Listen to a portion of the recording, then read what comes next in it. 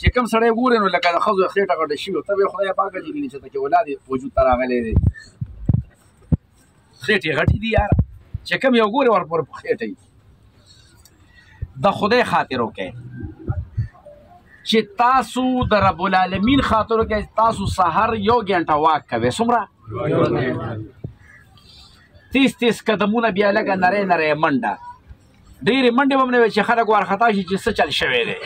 په طریقه او داسې منډه به وي چې یو سړی ته وګوري چې هغه ته پته لګي چې دا سړی واک کوي چې د هغه په ذهن باندې غلط اثر ونه شي پوهېږې که نه او د تورې او د سپینې زیرې دا به وټکوي او دا به یو تلې د شپو د کېدو ټایم کې ځان له پوخ کې په اوبو کې او یو چمچه شات به پکې واچوئ نو دا به تاسو سکې نو ستاسو وینه به نرمه شي څه به نرم شي وینه به نرمه شي نو تاسو چې کوم سست یې که نه زه ته وینه هم نرمه شي نو څه به نرمه شي وینه دا به نه راغله په مړه سست پست ناسې سست بېکاره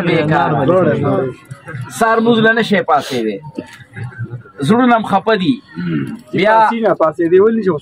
پاسینه نو هلته پکې حضرت کولسټرول دي پکې که نه کولسټرول اورې نو دا خو سست پوس وي عقل تو دړی شراب په چاټۍ وي او غوړ او ګلن بلا وي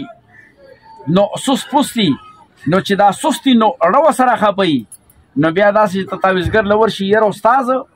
او دوی خو بیا تعویزګر ته هم استاذ وي ډم ته هم استاذ وي چې دوکړی وهي اجړه ته هم استاجي وي نو ورشي یاره دا وجود مې داړه مې خپه دی چې موټي کې نیولی دی هغه ته پته ولګي چې شو د پړک دی که هغه ته پته ولګي شو د پړک دی وایي تا باندې چا تعویزونه کړي دي بېایمان یې ووي ته که نه وایي هغه د شو د پړکي پېژني اورې نو ښه څنګه چل به کي په زعفرانو به لیکلي و په دې پیسې دنه والي او کار دې مو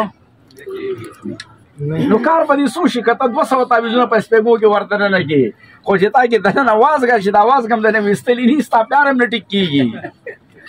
دا دې دوه نو د سپینې او د تورې زیرې کاوه بس کې زما وروره د شپو د کېدو ټایم کې یو چمچه شات به پکې واچې سهار به ستا وجود چست او چالاکي او چې لږ واک کې تا کې به یو مرض هم ني پوهېږې که نه پوهېږې دا 2 نسخې شوې